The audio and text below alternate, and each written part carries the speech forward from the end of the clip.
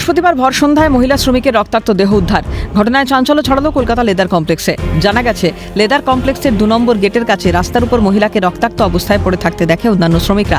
প্রত্যক্ষদর্শীদের কথায় আচমকায় চিৎকার শুনতে পেয়ে বাইরে যেতেই দেখেন মুখে কালো কাপড় বেঁধে আসা 2 জন অজ্ঞাত পরিচয় ব্যক্তি পালাচ্ছেন। ঘটনাস্থলে পড়ে আছেন ওই মহিলা, সারা শরীর ভেসে যাচ্ছে রক্তে, দেহে ধারালো অস্ত্রের কোপ। খবর দেওয়া হয় পুলিশে। মহিলাকে উদ্ধার করে হসপিটালে নিয়ে গেলে চিকিৎসকরা মৃত ঘোষণা করে। বলেছিল আওয়াজ হচ্ছিল, চিল্লাচিল্লি আওয়াজ হচ্ছে। তারপরে কিছুক্ষণ পরে দেখি কিছু লোক পালিয়ে চলে গেল, 2টো লোক। আচ্ছা, তারা কিসে করে এসেছে? বাইকে করে। আচ্ছা, তাদের হাতে কিছু দেখেছেন? টেকা পাইনি। আচ্ছা, তারপরে কি দেখলেন? তারা পালিয়ে চলে গেল, কিছুক্ষণ পরে দিলে মেয়েটা তুলে নিয়ে ভ্যানে করে চলে গেল। মেয়েটা কি রক্তাক্ত অবস্থায়? হ্যাঁ, রক্তাক্ত পড়েছে। মেয়েটাকে কি দিয়ে, ছুরি দিয়ে কি ধারালো কিছু দিয়ে আঘাত করা হয়েছে? ছুরি দিয়ে আঘাত করেছে। মৃত শ্রমিকের নাম বিলকিস বিবি। পুলিশ ও স্থানীয় সূত্রে খবর, বিলকিস বিবি কলকাতা লেদার কমপ্লেক্সের 548 নম্বর ট্যানারিতে বিগত 5 বছর ধরে কাজ করছেন।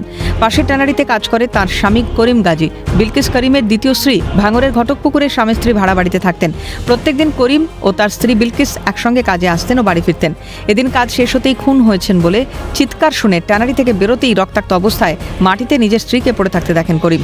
শুক্রবার সকালে ঘটনাস্থলে মহিলার মাথার চুল পড়ে থাকতে দেখেন স্থানীয়রা।